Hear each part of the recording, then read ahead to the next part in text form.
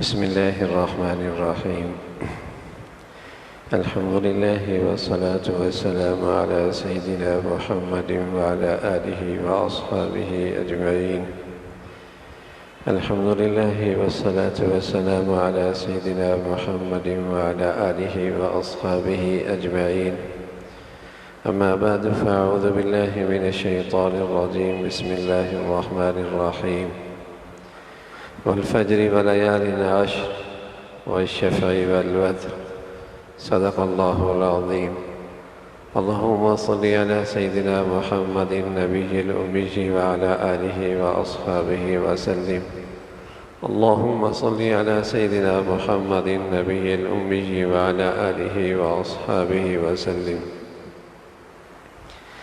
میرے معزز مسلمان بزرگوں، عزیز بھائیوں اور امت مسلمہ کی مقدس ماں اور بہنوں، یہ عشرہ ذی الحجہ ہے اور پیارے رسول صلی اللہ علیہ وسلم نے بتلایا کہ ان دنوں میں پورے سال کے مقابلے میں اللہ کو نیکیاں، عبادات، اعمال صالحہ سب سے زیادہ محبوب ہے۔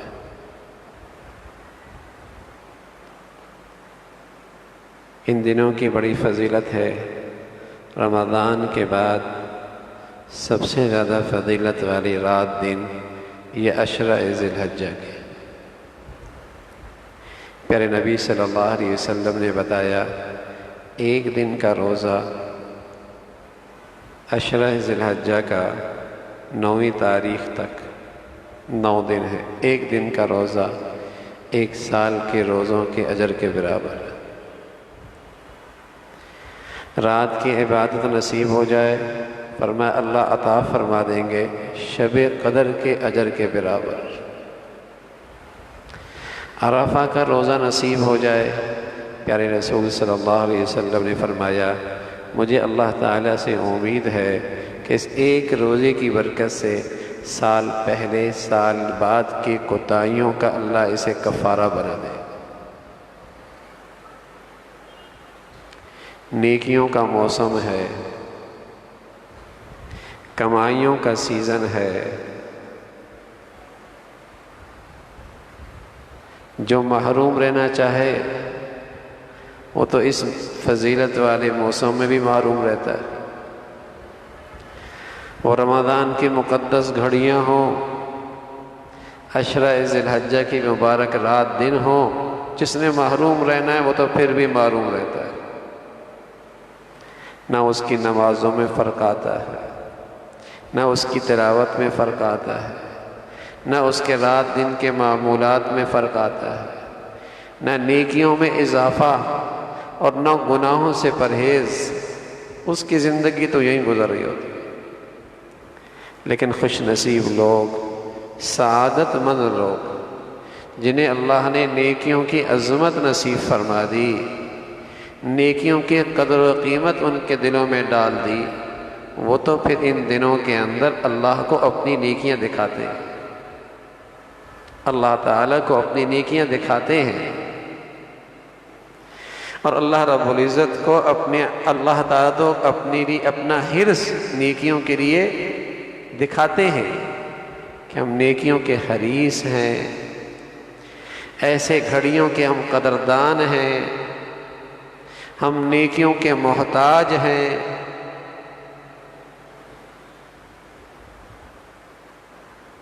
کمائی کا سیزن ہے۔ کوئی پورے 9 دن کے روزے نہیں رکھ سکتا تو عرفہ کا دن رکھ لے۔ کسی کے لیے رات بھر عبادت مشکل ہے، سونے سے پہلے چند رکعتیں قیام اللیل کی نیت سے پڑھ لے، اور اس میں یہ ارادہ اور نیت بھی کر لے کہ رات کا آخری پہرا اللہ نصیب فرما دے۔ نصیب ہیں کہ مل گئے تو بہت مبارک، لیکن سچی نیت کی برکت سے بھی اللہ محروم نہیں فرمائیں گے۔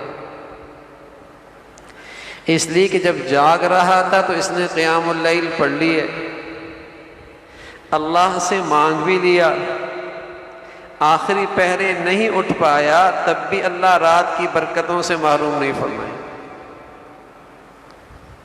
عشاء کی نماز جماعت سے پڑھ لی، فجر کی نماز جماعت سے پڑھ لی، کچھ نوافل مل گئے، قدردانوں میں شامل ہو جائے گا۔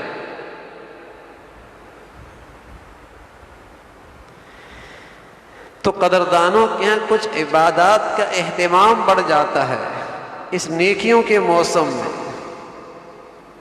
کچھ دعائیں بڑھ جاتی ہیں، کچھ تلاوت بڑھ جاتی ہے، جماعتوں کا اہتمام، تکبیر اولیٰ کا اہتمام بڑھ جاتا ہے، کچھ نوافل بڑھ جاتے ہیں۔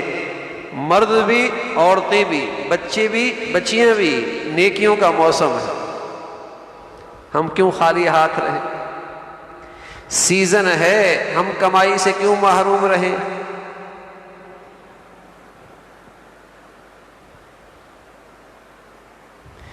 دنیا کے چند ٹکے کہیں ملنے ہوں اور سیزن لگ جائے،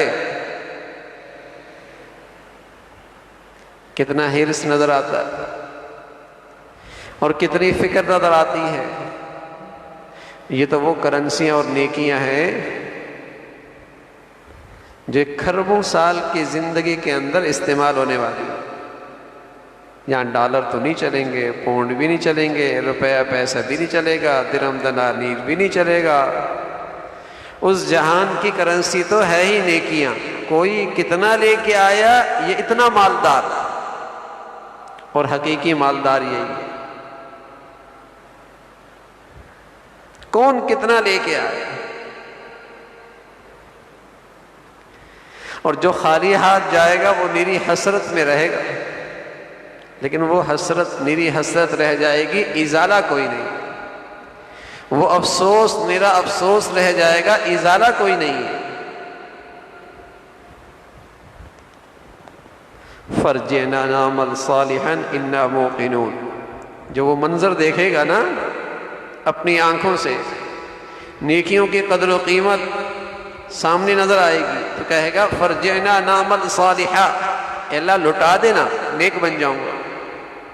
اے اللہ لٹا دینا، نیکی لے کے آؤں گا۔ اے اللہ لٹا دینا، صالح بن جاؤں گا۔ لیکن وہاں حسرت، نیری حسرت رہ جائے گی۔ فرجعنا نعمل صالحا انا موقن، اب یقین آیا ہے، لٹا دے۔ فاصدق واکن من الصالحین، بڑا نیک بن جاؤں گا، تھوڑی سی مہلت مل جائے۔ یہ بھی اللہ کی شفقت، یہ بھی اللہ کا پیار کہ اس حسرت بڑی گھڑی کا پہلے سے آگاہ کر دیا کہ حسرت کرنے والے حسرت کریں گے، اپنی زندگی پر ماتم کرنے والے افسوس کریں گے۔ اس گھڑی کی خبر اسے آگاہ کر دیا، ایسا ہوگا۔ تو قدردان لوگ جنہیں آنکھوں کے مشاہدے سے پہلے اپنے نبی کی بات پر اعتماد ہے، اپنے مولا کی بات پہ یقین ہے، وہ ان گھڑیوں سے فائدہ اٹھاتے ہیں۔ جو اپنی آنکھوں اس کے دیکھنے سے پہلے اپنے نبی کی بات پہ ایمان رکھتے ہیں، اپنے مولا کی بات پہ ایمان رکھتے ہیں، وہ ان گھڑیوں کا قدردانی کرتے ہیں۔ نیکیوں کی کمائی سیزن ہے۔ المیہ میرے عزیزو یہ ہے، المیہ یہ ہے، افسوس یہ ہے کہ مسلمان کہلانے والا بھی آج اس پہ ایمان رکھتا ہے کہ اس کی زندگی صرف مال سے بنے گی۔ یہ تو ذہنیت ہی ختم ہو گئی، یہ تو سوچ ہی رخصت ہو گئی، یہ تو ایمان ہی ختم ہو گیا۔ نیکیاں بھی میری زندگی میں کچھ مثبت تبدیلی لا سکتی ہیں، نیکیاں بھی کوئی میری زندگی میں بہتری لا سکتے ہیں،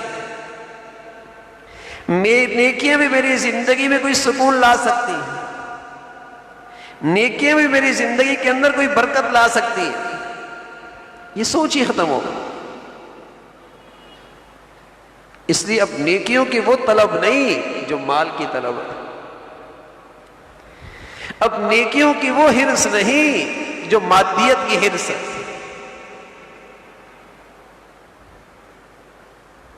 آج نیکیوں کے لیے وہ ذوق شوق نہیں جو مادی نقشوں کا ذوق شوق ہے۔ یہ سوچ رخصت ہو گئی، یہ فکر ختم ہو گئی کہ نیکیاں بھی میری زندگی میں کوئی بہتری لے کے آ سکتی ہے۔ یہ سمجھتا ہے تہجد پڑھ لیا، فجر پڑھ لی تو کیا ہونا ہے، نہ پڑھی تب بھی کیا ہونا ہے۔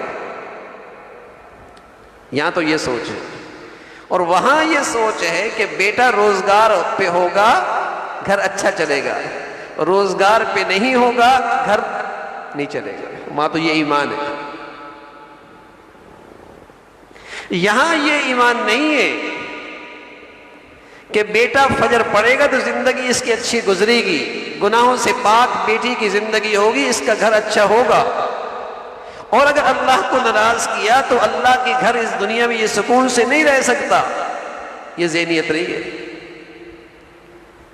تمہارا ملازم تمہاری نہ مانے تو اس گھر میں سکون سے نہ رہے، اور کوئی شخص دنیا میں اللہ کی نہ مانے اور اللہ کی اس دنیا میں سکون سے رہے، ہم نے تو آج تک کسی کو نہیں دیکھا، ہم نے تو آج تک کسی کو نہیں دیکھا جو اس مالک کی دنیا کا نافرمان اور باغی ہو اور گناہوں کی زندگی میں سرکشی کر رہا ہو اور پھر سکون سے رہے، ہم نے تو نہیں دیکھا۔ لاکھوں کی دولت، کروڑوں کی دولت، ان گنت دولت نہیں ہے تو اندر کا سکون نہیں ہے، اس لیے کہ یہ گناہ جسموں کو نہیں جلاتا، یہ دل کو جلاتا۔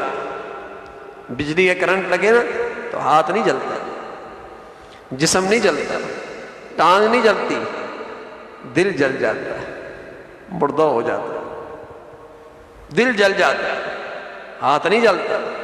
کرنٹ دل پہ لگتا ہے، کرنٹ دل پہ لگتا ہے۔ گناہوں کی آگ دل کو جلاتی ہے، اس کے دل کو بے چین رکھتی ہے، بے سکون رکھتی ہے، پریشان رکھتی ہے۔ دیکھنے والا غلط فہمی کا شکار ہوتا ہے بڑے مزے میں، اس لیے کہ اس کے جسم پہ لباس بڑا ٹھاٹ کا ہوتا ہے، اس لیے کہ اس کی گاڑی بڑی شاندار ہوتی ہے، اس لیے کہ اس کا اسٹیٹس بڑا اچھا لگ رہا ہے جسم کا، لیکن وہ نہیں جانتا کہ اس کے گناہ نے اس کے اندر کو مردہ کر رکھا، بے سکون کر رکھا۔ لیکن یہ ذہنیت نہ رہی کہ نیکیوں سے میری زندگی میں کوئی مثبت تبدیلی آ سکتی ہے، نیکیوں کی زندگی سے میرے گھر میں کوئی اچھائی، کوئی سکون، کوئی محبتیں، کوئی پیار آ سکتا ہے۔ یہ ذہنیت نہیں ہے۔ ہاں، دولت کے بارے میں، مال کے بارے میں، مادیت کے بارے میں ایمان ہے تو زندگی ہے، نہیں تو زندگی برباد، اس پر ایمان ہے۔ اس پر نہیں ہے کہ فجر ہے تو زندگی ہے، نہیں ہے تو برباد۔ حالانکہ نبی کہہ رہے ہیں، اللہ کا پیغمبر کہہ رہے ہیں، کسی شخص کی ایک نماز اثر کی رہ گئی، ایسا نقصان جیسا اس کا گھر بار اجڑ کے رہ گیا۔ نبی کہہ رہے ہیں، اور نبی کے پاس تو نبوت کی آنکھ ہے نا، نبی کے پاس تو وحی کی روشنی ہے نا، نبی کی بات تو وہ جو اللہ انہیں بتاتے ہیں نا۔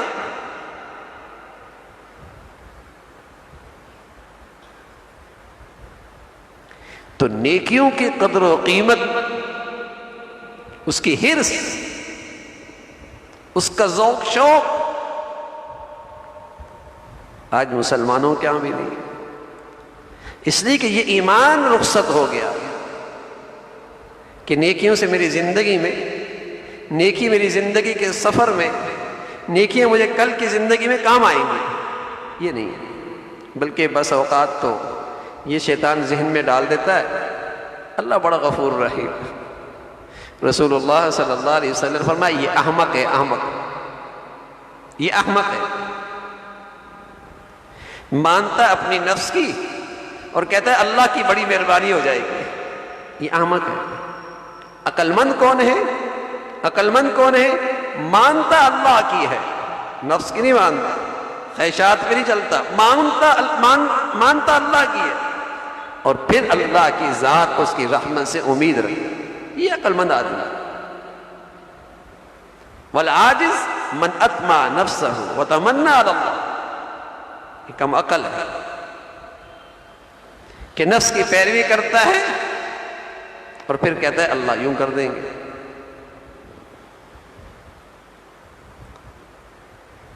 تو نیکیوں سے زندگی بنتی، اور جن پر اللہ کا فضل ہو جائے، جن پر اللہ کی مہربانی ہو جائے، جنہیں اللہ ایمان کی روشنی دے دے، ان کے ہاں تو یہ موسم بڑے قیمتی ہیں. اللہ کو اپنے ہاں نیکیوں کا اہتمام دکھاتے، اپنی زندگی سے اللہ کو نیکیوں کا حرص دکھاتے، ان کے ہاں ماحول بدل جاتا. تو میرے عزیزو، یہ نیکیوں کا موسم ہے، اعمال کا اہتمام. اور کوئی بھی نفلی عبادت، چاہے دعائیں ہوں، چاہے تلاوت ہو، چاہے نوافل ہوں، چاہے اذکار ہوں، چاہے صدقہ خیرات ہو، اس کی فضیلت بڑھ جاتی ہے، اس کا اجر و ثواب بڑھ جاتا ہے. تھوڑے میں اللہ زیادہ عطا فرما دیتا ہے. تو ہمیں اللہ کو اہتمام دکھانا ہے. پھر کچھ مخصوص عبادات ہیں ان دنوں کی، مخصوص عبادات ہیں. بیت اللہ میں حجاج احرام کی وردی میں جاتے ہیں، ایک خاص شان سے جاتے ہیں، تمام تر شان و شوکت اس سے دستبردار ہو کے جاتے ہیں. گھر چھوڑتے ہیں، وطن چھوڑتے ہیں، زیب و زینت چھوڑتے ہیں، 2 کفن نما چادریں پہن کے جا رہے ہوتے ہیں، ایک خاص لباس وردی پہن کے جاتے ہیں. اللہ کی رحمت کے مستحق بنتے ہیں، اللہ کی رحمت کے مستحق بنتے ہیں. ان پر بہت سی پابندیاں ہوتی ہیں، لیکن کوئی آدمی ان اللہ کے پیاروں کی اور جنہیں اللہ نے اپنے گھر کا مہمان بنایا ہے، ان کی مشابہت اختیار کر لے اور ان دنوں کے اندر وہ ناخن اور بال نہ کاٹے، تو جو رحمت ان پہ نازل ہو رہی ہے، اطراف عالم کے مسلمانوں کو بھی اللہ اس سے محروم نہیں فرمائے.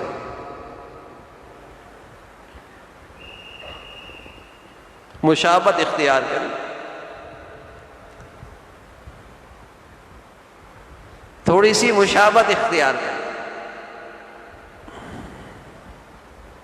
اسی طرح ان دنوں میں عرفہ کے دن فجر کے بعد اور ذی الحجہ کی 13ویں تاریخ کی عصر تک 5 دن یہ ایام تشریق ہیں. ہر نماز کے بعد تکبیر کا اہتمام، اللہ اکبر اللہ اکبر لا الہ الا اللہ واللہ اکبر اللہ اکبر وللہ الحمد. یہ تکبیر 1 مرتبہ کہنا واجب. اور مسلمان جب مسجد میں ہو، جماعت کے ساتھ ہو، فرض نماز پڑھے تو اس کو بآواز بلند پڑھے اور ایسے پڑھے کہ مسجد گونج جائے. اہل اسلام کی شان و شوکت کا اظہار ہے یہ. ہاں عورت ہے، گھر میں پڑھ رہی ہے، وہ 1 مرتبہ پڑھ، آہستہ آواز میں پڑھ. عام طور پہ مساجد میں آنے والے مسلمان بھول جاتے ہیں، لیکن 1-2 بھی پڑھتا ہے تو یاد آ جاتا ہے. لیکن گھروں میں عام طور پہ عورتیں بھول جاتی ہیں. انہیں ان دنوں کے اندر اپنے گھر کے سامنے لکھ کے لگا لینا چاہیے جہاں نماز پڑھیں، تاکہ بھولے نہیں. یہ 5 دن تک تکبیر کا اہتمام بآواز بلند. جیسے عید الفطر میں عید کی نماز پڑھنے آتے ہیں، ان کلمات کو آہستہ پڑھنے کی تلقین ہے. اور جب عید الضحیٰ میں پڑھنے آئیں، سبحان اللہ، بلند آواز سے گلیاں گونجیں، سڑکیں گونجیں، راستے گونجیں، اللہ کی بڑائی بلند آواز سے. آج مسلمان اللہ کا نام لیتے ہوئے شرماتے ہیں.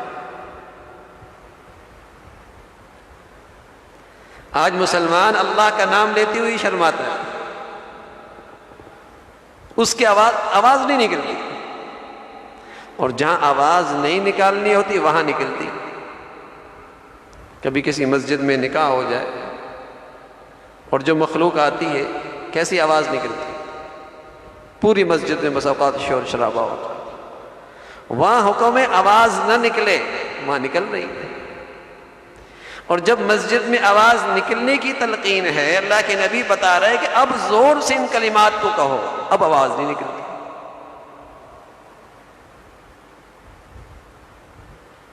ویسے مسجد میں آؤ خاموش، آواز نہیں، ایسا لگے جیسے یہاں کوئی ہے ہی نہیں، ایسی خاموشی، سکون۔ اور جب ان دنوں کی بات آئی اور نماز کے بعد یہ تکبیر فرمایا، ایسے زور سے کہو کہ اسلام کی شان و شوکت کا اظہار، اللہ کی بڑائی بآواز بلند، یہ ان دنوں کا خاص عمل ہے۔ ان دنوں کا یہ خاص ذکر ہے، ایک مرتبہ مرد کے لیے بھی، ایک مرتبہ عورت کے لیے بھی، اور اگر جماعت رہ گئی مرد کی تو جب نماز پڑھے، اکیلے پڑھے، تب بھی اس کو پڑھنا ضروری ہے، تب بھی پڑھنا ضروری ہے۔ حج کی عبادت ہے، حج کی عبادت ہے، اور قربانی کی عبادت ہے۔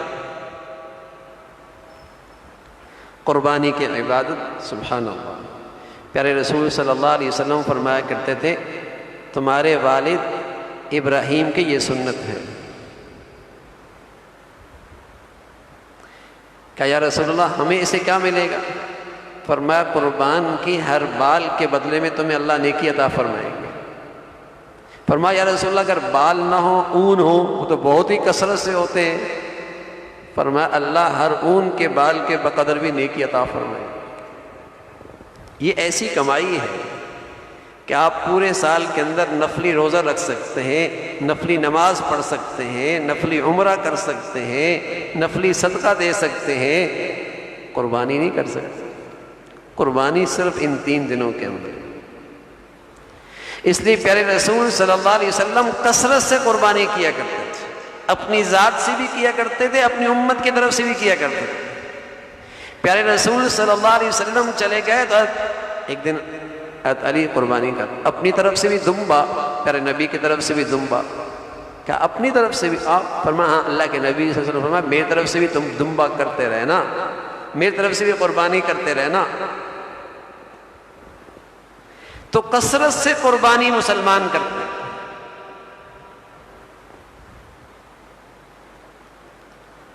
مسلمان اللہ کا حکم اس لیے نہیں پورا کرتا کہ دنیا میں اسے اس کا کیا فائدہ ملے گا۔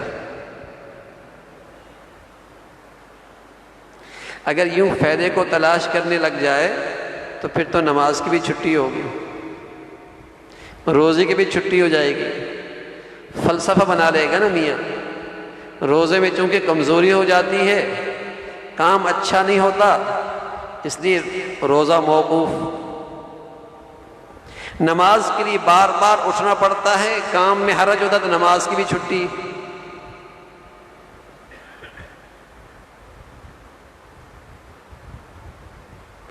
مسلمان اللہ کا حکم اس لیے پورا کرتا ہے کہ مسلمان کہتے اسے ہیں جو اللہ کا حکم پورا کرنے والا ہوتا ہے، بس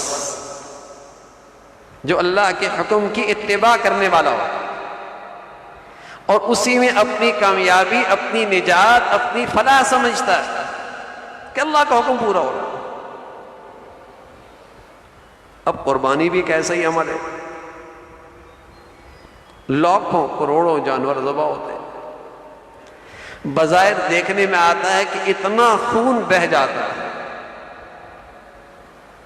اتنی بڑی نسل ختم ہو جاتی ہے، لیکن سبحان اللہ یہ سب کچھ کیوں کر رہا ہوتا ہے؟ اللہ کو راضی کرنے، اللہ کو راضی کرنے کے لیے۔ اور ایک مسلمان کی تو سب سے بڑی سعادت یہ ہے کہ اس کی زندگی سے اس کا رب راضی ہو جائے، اس کے مال سے اس کا رب راضی ہو جائے، اس کی خوشحالی سے اس کا رب راضی ہو جائے، اس کے جسم سے اس کا رب راضی ہو جائے۔ ایک مسلمان کی سب سے بڑی سعادت یہ ہے۔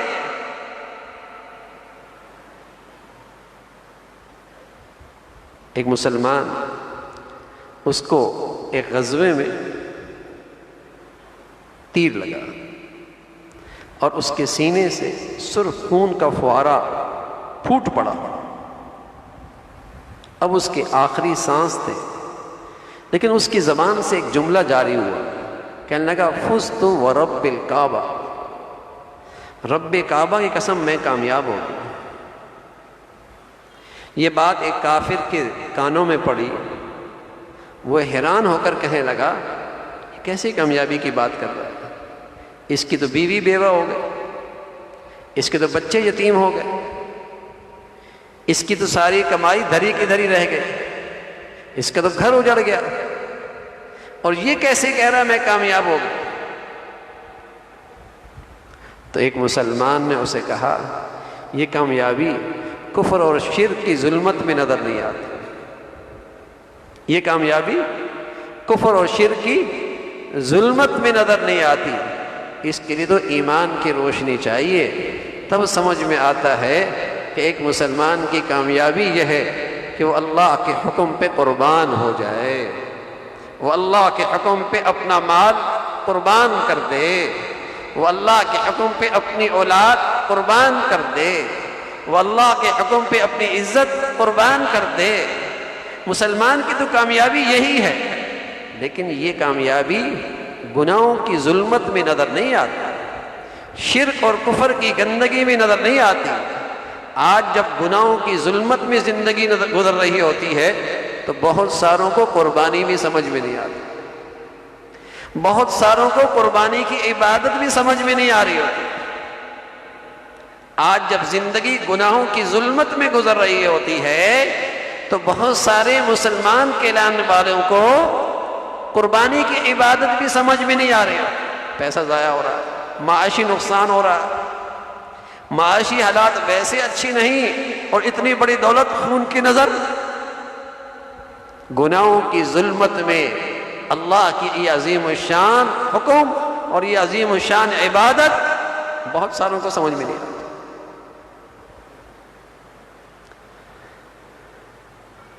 حالانکہ اسلام نام ہی اس کا ہے کہ جو اللہ کے حکم کے سامنے سر جھکا دے. اور خود ابراہیم علیہ السلام آپ کا جو واقعہ ہے جو اس قربانی کی عبادت کی بنیاد بنا، جو اس قربانی کی عبادت کا بنیاد بنا.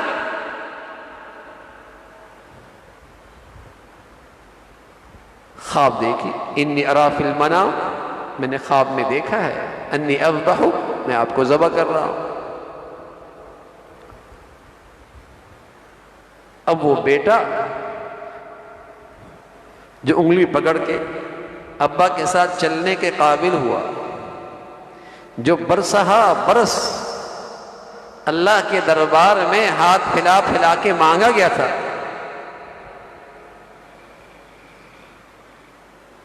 اب وہ جو انگلی پکڑ کے چلنے کے قابل ہوا تو خواب میں بتایا اسے ذبح کرو. آج کا کوئی ہوتا تو خواب ہی تو ہے، لیکن اللہ کے پیغمبر تو جانتے ہیں پیغمبر کی خواب سچی ہوتی، وہی ہوتی، کوئی حیل حجت نہیں، کوئی حیل حجت نہیں. بیٹے کو ذبح کرنے کے لیے تیار ہو اور پلٹ کے اللہ کریم سے بھی نہیں پوچھا اللہ یہ حکم کیا ہے، یہ تو عقل کے میزان پہ نہیں اتر رہا، اس کے پیچھے لوجک کیا ہے، اس کا کوئی فائدہ کوئی نفع پلٹ کے نہیں پوچھا. یہاں تو لوگ گائیں ذبح کرتے ہوئے پریشان ہوتے ہیں، اس کی لوجک کیا ہے، اس کا فلسفہ کیا ہے، اس کی مصلحتیں کیا ہیں. وہاں تو بیٹے کے ذبح کرنے کا حکم ہے، اور سبحان اللہ جیسا باپ ویسا بیٹا، جیسے والد ویسے بیٹے اولاد. جب اللہ کا یہ حکم بیٹے کے سامنے رکھا اور کہا فانظر ماذا تری، تیرا کیا خیال ہے، قال یا ابت افعل ما تؤمر، ابا جان جو اللہ نے آپ کو حکم دیا ہے آپ اسے پورا کیجئے۔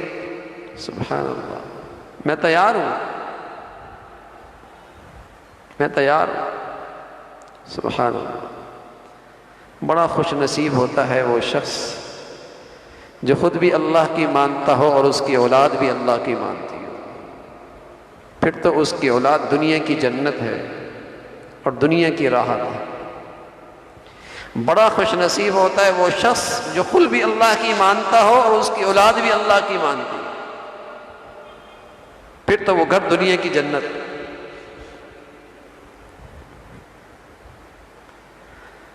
خوش نصیب لوگ ہوتے ہیں کہ گھر کا ہر فرد اللہ کے سامنے سر جھکانے والا، اللہ کی ماننے والا، اللہ کا حکم ہے تو جیسے والد ویسے بیٹا، جیسا باپ ویسے بیٹا۔ افعل ما تؤمر، ابا جان آپ کر ڈالیے جو آپ کو حکم ملا ہے۔ ستجدنی انشاءاللہ من الصابرین، انشاءاللہ آپ مجھے صبر کرنے والوں میں پائیں گے۔ کہنا آسان ہے بھائی، باپ کے ہاتھ میں چھری ہو، بیٹے کے گردن ہو، کہنا آسان ہے۔ آدمی اپنے گردن پہ چھری چلا دے یہ آسان ہے بیٹے کے گردن پہ چھری پہ چلانے کے مقابلے، اس لیے کہ باپ اپنے کندھے تکلیف کے لیے پیش کرتا ہے، اپنے بچوں کو تکلیف سے بچاتا ہے، خود دکھ اٹھا لیتا ہے، اپنی اولاد کو دکھ سے بچاتا ہے، خود تکلیف برداشت کر لیتا ہے، اولاد کو تکلیف سے بچاتا ہے۔ اپنی جان اللہ مانگتے، یہ بھی آزمائش تھی، لیکن اس سے بھی بڑی آزمائش کہ اللہ نے اولاد کی، بیٹے کی جان مانگی، یہ اس سے بھی بڑی آزمائش ہے۔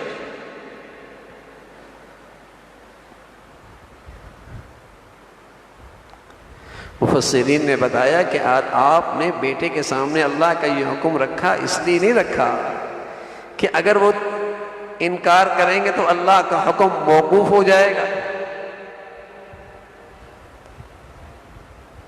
اللہ کے حکم میں کچھ التوا ہو جائے گا، اسے ملتوی کر دیں گے، نہ، وہ تو اس لیے پوچھنا چاہ رہے تھے کہ میرے گھر کے اس ماحول کا، میری تربیت کا، میری اولاد پہ اثر کتنا ہے۔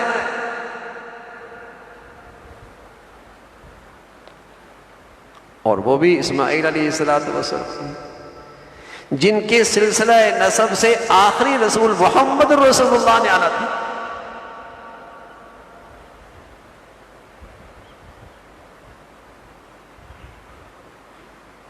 تو یہ امت پوری کی پوری قربانی پہ کھڑی ہے بھائی، یہ امت پوری کی پوری قربانی پہ کھڑی ہے۔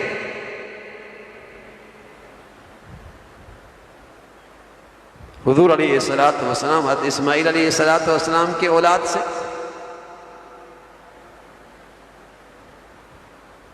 باقی سارے پیغمبر حضرت اسحاق کی اولاد سے، لیکن آخری نبی خاتم النبیین حضرت اسماعیل کی اولاد سے۔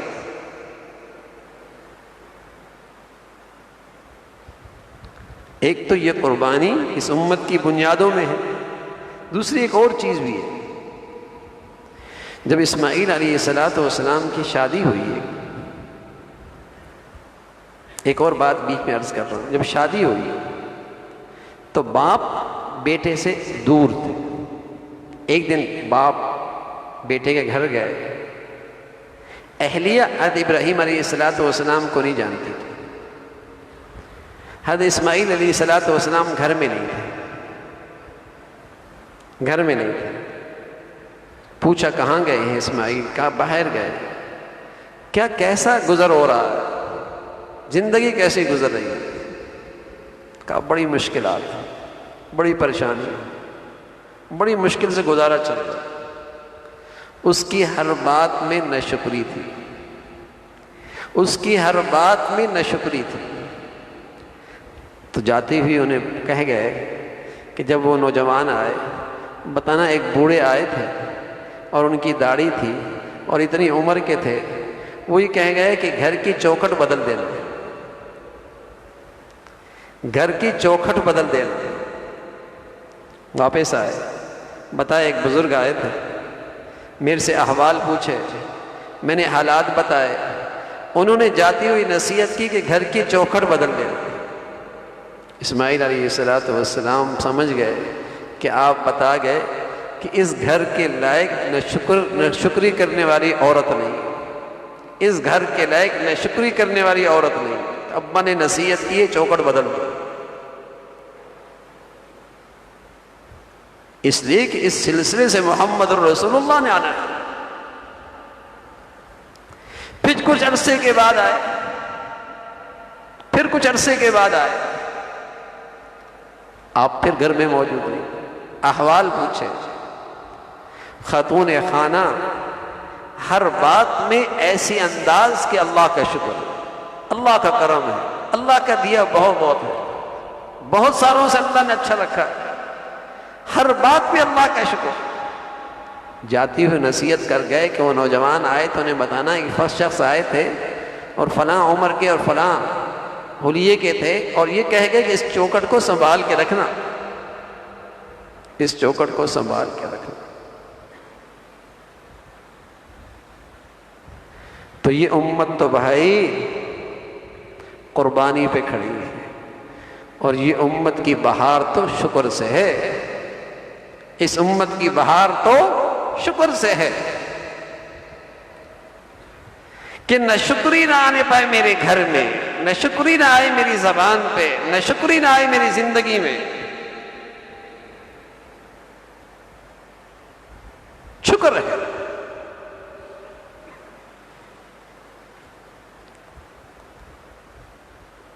تو ابراہیم علیہ السلام کا یہ بیٹا جب انگلی پکڑ کے ساتھ چلنے کے قابل ہوئے, اللہ کا حکم آیا, اب ذبح کر دو, میرے نام پہ ذبح کر دو. سبحان اللہ. پلٹ کے نہیں پوچھا, اللہ میاں برسہ مانگنے کے بعد ملا ہے, بڑھاپے کا سہارا لگتا ہے, دل بھلاتا ہوں دیکھ کر, اسی کو کیوں ذبح کرنا ہے؟ نہ باپ نے پوچھا نہ بیٹے نے یہ سوال کیا کہ ابا مجھے قتل کرنا, مجھے ہی ذبح کرنا ہے. اس میں کیا حکمت ہے؟ اور قرآن نے اس کی نقشہ یوں بتایا کہ فلما اسلما, دونوں باپ بیٹا اللہ کے حکم کے سامنے سر جھکا رہے. اسلما اسی سے اسلام ہے کہ دونوں اللہ کے حکم کے سامنے جھک گئے, اسی سے اسلام ہے, اسی سے مسلمانی ہے کہ مسلمان اللہ کا حکم اس کی عقل کے پیمانے پہ آئے یا نہ آئے, اس کی عقل و دانش میں اس کی مسلطیں حکمتیں سمجھ میں آئیں یا نہ آئیں, مسلمان تو اللہ کے حکم کے سامنے سر جھکا لے کہ اللہ کا حکم ہے. میری تو سب سے بڑی کامیابی ہے کہ میرا سر اللہ کے حکم کے سامنے جھک جائے. فلما اسلم, دونوں اللہ کے حکم کے سامنے جھک. اللہ ہمیں بھی کوئی ایسی زندگی کا کچھ ان کا کچھ حصہ نصیب فرما. ماں تو بیٹا ذبح کر رہا ہے, لیکن بس اوقات میں تو حرام جذبے کو بھی نہیں چھوڑتا اللہ کی خاطر, حرام خواہش کو بھی نہیں چھوڑتا اللہ کی خاطر, کھلی نافرمانی کی بھی اللہ کے خاطر نہیں چھوڑتا. کہنے میں یہ بھی مسلمان ہے, کہنے میں یہ بھی مسلمان ہے, کھلی اللہ کی نافرمانی ہے, لیکن اللہ کے حکم کے خاطر اسے نہیں چھوڑتا. اور یہاں بیٹے کو قربان کر رہا ہے. میرے عزیزوں, قربانی کی روح یہی ہے, قربانی کی روح یہی ہے کہ اللہ کے حکم کی فوقیت ہر چیز پر, ہر تعلق پر, ہر رشتے پر, ہر محبت پر اللہ کا حکم اس کی فوقیت, اس کی خاطر ہر رشتہ قربان, ہر تعلق قربان, ہر محبت قربان, ہر خواہش قربان, ہر جذبہ قربان. اللہ کی فوقیت, اللہ کے حکم کی فوقیت سب سے بلند ہے. ہر چیز پر اللہ کی فوقیت، اللہ کے حکم کی فوقیت۔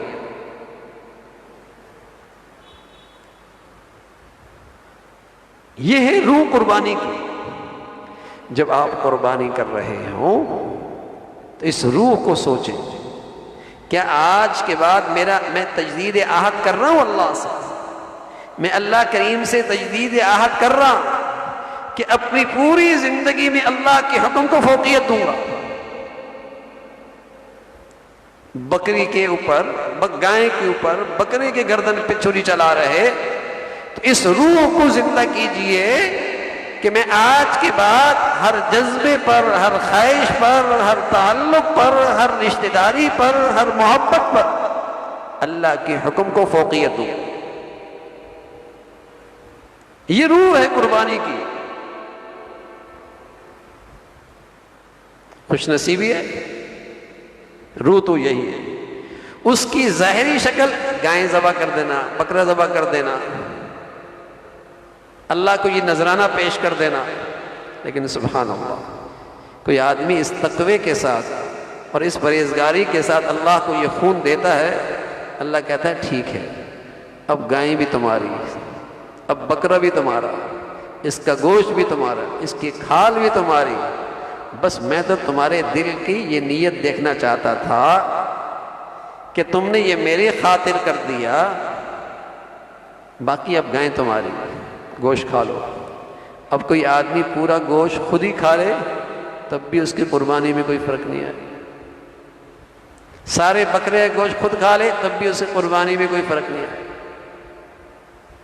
ٹھیک ہے، غریبوں کو بھی دینا ہے، رشتہ داروں کو بھی دینا ہے، خود بھی استعمال کرنا ہے، لیکن خود سارا بھی استعمال کر لیا، لیکن ذبح اللہ کے لیے کیا، ذبح اللہ کے لیے کیا، گوشت پیش نظر نہیں تھا، نام و نمود پیش نظر نہیں تھی، کوئی اور غرض نہیں تھی، استعمال کر رہا ہے، اللہ کہتا ہے یہ اب میری طرف سے تمہاری مہمانی ہے، قربانی کا گوشت یہ اللہ کی مہمانی ہے، اس میں بڑی برکت ہے، اس میں بڑی صحت ہے، اس میں بڑی برکت ہے، اس میں بڑی صحت ہے۔ ہمارے بزرگوں میں تو یہ رواج رہا، اس کے گوشت سکھا لیا کرتے تھے، چھوٹی چھوٹی بوٹیاں سکھا لیا کرتے تھے، اور پھر اس کا ایک ایک گوشت کا ٹکڑا مختلف سالنوں میں ڈالتے تھے کہ برکت ہو جائے۔ جب کوئی خصوصی مہمان آتا تو اس کے سامنے یہ برکت والا گوشت رکھا جاتا، یہ اللہ کی مہمانی ہے۔ اب اللہ کی مہربانی دیکھیے، نذرانہ مانگا واپس کر دیا اور کہہ دیا کہ اللہ کو تمہارے دل کی پرہیزگاری چاہیے، نہ خون چاہیے نہ گوشت چاہیے۔ لن ینال اللہ لحومها ولا دماؤها، لن ینال اللہ لحومها ولا دماؤها، نہ خون چاہیے نہ گوشت چاہیے، وہ تم ہی استعمال کرو، وہ تمہارا۔ سبحان اللہ۔ لیکن قربانی اس روح کے ساتھ زندہ کی جائے میرے عزیز، اس روح کے ساتھ اللہ کو یہ پیش کی جائے کہ ہم تجدید عہد کرتے ہیں، ہم یہ عزم کرتے ہیں کہ اللہ کا حکم ہر چیز پہ فوقیت رکھے گا، اور آج کے بعد میری پوری زندگی میں اللہ کا حکم ہر چیز پہ بالا تر ہو، ہر جذبے پر اللہ کا حکم پہلے۔ وَطَلَّهُ لِلْجَبِينِ، جب ذبح کرنے لگے تو مفسرین نے فرمایا کہ اسماعیل علیہ السلام ابا سے کہنے لگے، ابا مجھے پیشانی کے بل لٹائیں، سیدھا لٹائیں گے، میرے چہرے پہ آپ کی نظریں پڑیں گی، کہیں ایسا نہ ہو شفقت پدری غالب آ جائے اور اللہ کے حکم کے پورا کرنے میں کہیں تاخیر نہ ہو جائے، کہیں چھری رک نہ جائے، مجھے پیشانی کے بل لٹائیں اور میرے پاؤں بھی سمیٹ لیں، میرے کپڑے بھی سمیٹ لیں۔ ظاہر ہے غیر اختیاری طور پر میں ہل سکتا ہوں، اور میرے جسم سے نکلنے والے خون کی چھینٹیں میرے جسم کے کپڑوں پہ پڑیں گی، شاید میری اماں کو تکلیف زیادہ ہو، اس لیے میرے کپڑوں کو سمیٹ لے، میرے پاؤں کو باندھ دے، مجھے پیشانی کے بل لٹا دے۔ اللہ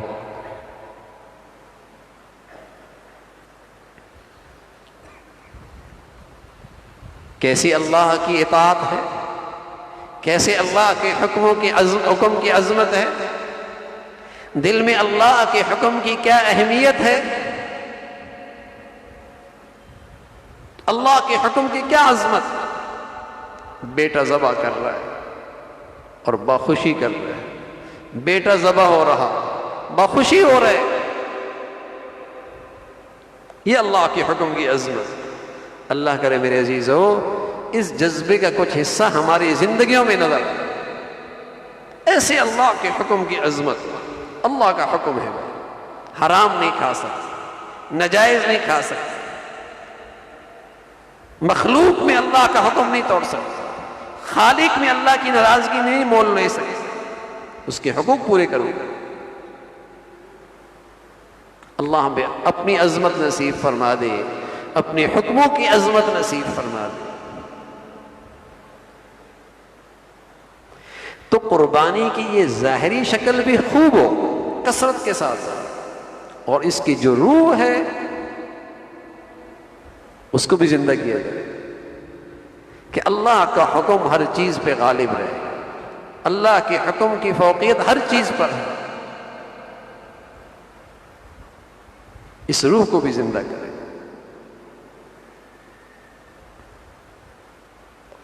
تو پھر یہ قربانی ہے، یہ قربانی ہے۔ عام طور پہ قربانی کے سلسلے میں کوتاہی ہو جاتی ہے، گھر کا بڑا سمجھتا ہے میں نے قربانی کر لی تو سب بچوں کی طرف سے ہو گئے۔ نہ بھائی، بچی اگر بالغ ہے اور صاحب حیثیت ہے، اس کے پاس سونا ہے، اس پر قربانی واجب ہے۔ بچہ بالغ ہے، صاحب حیثیت ہے، اس کے پاس ایسا پیسہ ہے، قربانی کر سکتا ہے، اس پہ قربانی ضروری ہے۔ بیوی الگ قربانی کرے گی، شوہر الگ کرے گا، باپ الگ کرے گا، ماں الگ کرے گی۔ اگر اس کے نصاب کے بقدر اس کے پاس مالیت ہے، قربانی ضروری ہے۔ ہاں، اگر گھر کا سربراہ سب کو بتا کر سب کی طرف سے قربانی کر دے، بہت اچھی بات ہے، ادا ہو جائے گی۔ البتہ نابالغ اولاد ہے، کوئی باپ چاہتا ہے، کمائی کا موسم ہے، نیکیوں کا سیزن ہے، قربانی جیسی عبادت پورے سال میں نہیں ہو سکتی، اور اپنی نابالغ اولاد کی طرف سے بھی نفلی قربانی کرتا ہے، سعادت کی بات، بلکہ سعادت کی بات ہے۔ اللہ نے پیسہ دیا ہے، خوشحالی دی، اپنے نبی کی طرف سے بھی کرے۔ اگر ہمت اور حوصلہ ہے اور اللہ نیکی کی توفیق دے رہے تو خلفائے راشدین کی طرف سے بھی کرے، اور یہ بھی ہو سکتا ہے ایک قربانی پوری امت مسلمہ کی طرف سے بھی ہو سکتا ہے، ایک قربانی، اس لیے کہ نفلی عبادت میں کئی ساروں کی بھی نیت ہو سکتی ہے۔ تو قربانی کی کثرت ہو اور پوری خوش دلی کے ساتھ ہو، پوری خوش دلی کے ساتھ، اور اس پہ اللہ کا شکر ادا کرے کہ اللہ رب العزت اس نیکی کی توفیق نصیب فرما رہے، یہ سعادت مل رہی ہے۔ ورنہ میرے عزیزو، لوگوں کے پاس دولت بھی ہوتا ہے، پیسے بھی ہوتا ہے، توفیق نہیں ہوتی، توفیق نہیں ہوتی۔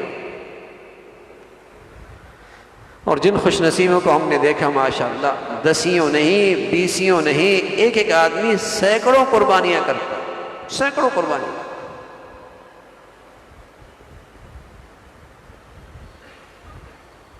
کس کے لیے کر رہے ہیں؟ اللہ کے لیے کر رہے ہیں، اور اللہ کا تو وعدہ ہے تم میرے راستے پہ خرچ کرو گے اور دوں گا، کمی تھوڑی آئے گی، اور دوں گا، دنیا میں بھی برکت دے دوں گا، آخرت کے اندر تو تمہارا ذخیرہ ہو جائے گا۔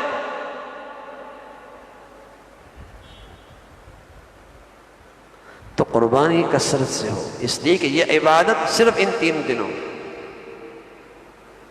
اس عبادت کا کوئی بدل نہیں ہے۔ اور اللہ کی طرف سے جب عبادت ہوتی ہے، اللہ کی خاطر عبادت ہوتی ہے، اللہ برکت دیتا ہے۔ آپ برکت نہیں دیکھتے؟ جانور ہے کتا، اس کے کئی سارے بچے پیدا ہوتے ہیں، کئی سارے بچے ہوتے ہیں، لیکن اہتمام کے ساتھ انہیں کہیں نہیں مارا جاتا، لیکن اس کی نسل نہیں بڑھتی۔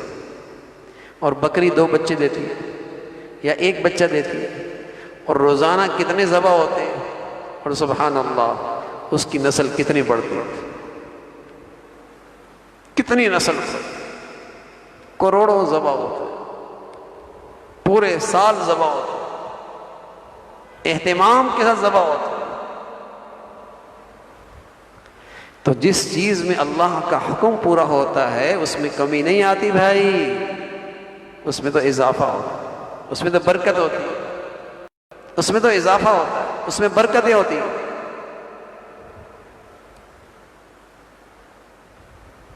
تو بہت خوش دلی کے ساتھ اللہ کے حکم کی تعمیل ہو۔ اللہ رب العزت ان مبارک رات دن کی ہمیں خوب عبادات ہیں، اللہ رب العزت ہمیں اس کا اہتمام نصیب فرما دے، اس کی برکتیں رحمتیں ہمیں ساری امت کو اللہ عطا فرمائے۔ وآخر دعوانا الحمدللہ رب العالمین۔ اگلا اتوار غالباً عید کے قریب کا ہوگا، عید کا ہوگا، اس میں بیان نہیں ہوگا، اور اس کے بعد جو اتوار ہے اس میں بھی بیان نہیں ہوگا، تو 2 اتوار بیان نہیں ہوگا، اور اس کے بعد انشاءاللہ جو تیسرا اتوار ہوگا اس میں بیان ہوگا۔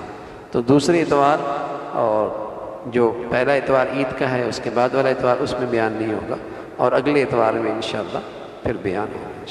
اللہم لک الحمد کلہ ولک الشکر کلہ، اللہم لک الحمد کلہ ولک الشکر کلہ، اللہم لک الحمد کلہ ولک الشکر کلہ، اللہم اعنا علی ذکرک و شکرک و حسن عبادتک، اللہم اعنا علی ذکرک و شکرک و حسن عبادتک، سبحان اللہ و بحمدہ، سبحان اللہ العظیم، عدد خلقہ وزنة عرشه ورضا نفسه ومداد كلماته، اللهم لا نحصي ثناء عليك أنت كما أثنيت على نفسك، اللهم أعنا على ذكرك وشكرك وحسن عبادتك یا ارحم الراحمین۔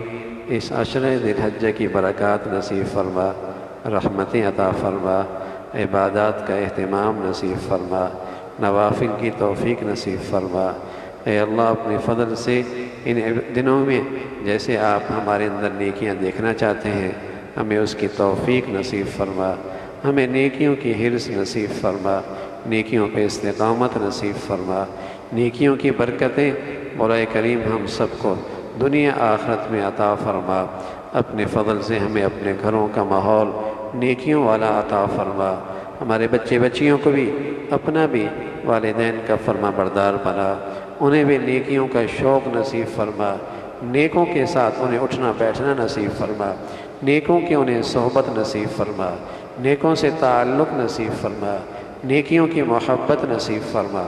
مولا کریم اپنے فضل سے تمام حاضرین حاضرات کی، سامعین سامعات کی تمام جائز حاجات کو پورا فرما، مشکلات کو آسان فرما، پریشانیوں کو ختم فرما، حلال نصیب فرما، برکت والا عطا فرما، سہولت والا عطا فرما، نعمتوں پہ شکر گزاری عطا فرما، نہ شکری کی زندگی سے ہمیں ہمارے گھروں کو محفوظ فرما یا ارحم الراحمین، گناہوں کی نحوستوں سے ہماری زندگیوں کو محفوظ فرما، حادثات سانحات موذی اور دیرپا بیماریوں سے اسپتالوں کی زندگی سے ہماری حفاظت فرما، ہماری اولادوں کو ہمارے لیے راحت کا سامان بنا، ہمارے لیے صدقہ جاریہ بنا، اولادوں کی جو ذمہ داریاں ماں باپ پر ہیں صحیح طور پہ انجام دینے کی توفیق نصیب فرما، اولادوں کے سلسلے میں تعلیم اور تربیت کے اور زندگی کے صحیح فیصلے کرنے کی توفیق نصیب فرما